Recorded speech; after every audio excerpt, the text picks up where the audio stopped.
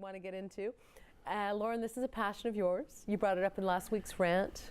Why, oh why, is the city focusing on a couple of issues like transportation and not the broader budget, which has all kinds of important priorities? So every year, the city and council does the same dance. They throw out a number, they massage that number down. They're very self-congratulating, and away we go. And not everybody's happy because it's not a zero, but it's livable. And well, this is a different council. We are as far away from a budget perspective from the next municipal election as can be. Right. And this is the budget whereby we need to really address infrastructure issues and all kinds of other things that have been passed off. We've got the new council, but we're not hearing about things. Delegations are happening today, right now, on whether the arts funding is going to be boosted. Nothing seems to be on council's radar between media, between social media, and what the councillors are yapping about outside of transit. And it's very odd because there's, as I said last week, more issues than that, and the budget is enormous. It doesn't have one-year ramifications. What happens in 1 year's budget can have lasting effects for decades. So. Right. It's interesting you say that. We did a special last night on the King Trending show, where we discussed the city's vision as they have it and how they're implementing it or not, and where there are some leadership gaps with our council's decision making and all that kind of stuff. It was a pretty intense discussion with Mark Chamberlain and Graham Crawford, myself, and Mike Fortune. And one of the things that we got into was how budgeting, Loren, also aligns with what your determined vision is, right? So John Tory, the Mayor of Toronto, said there are two things that he's going to focus on as mayor.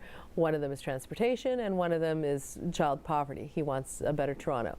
So in the budget in Toronto, there's all kinds of controversy around one of the ways he's suggesting to pay for his transit plan, but he also is putting forward to put several $100,000 towards child poverty.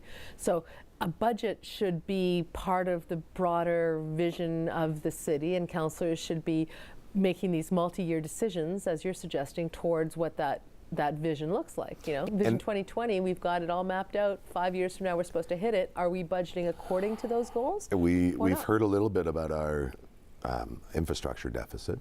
This would be the time to address it. This would be the time for as big as a tax increase as this community can withstand, and that get things in order in 2016, 17, and give us that 1.5–2% in 2018. So we love you again anyways. You mean the mayor's plan to go to the upper levels of government for all of the difference? I mean, yeah, but we can wait on senior levels of government all day long. We still have to do our share, and we can't keep putting things off. Our city is crumbling in various parts in various ways. Yeah, I agree. And you're extending that, of course, to you're speaking literally and figuratively. There are other areas like the arts, which I know you'll be presenting to council today on. If I make it.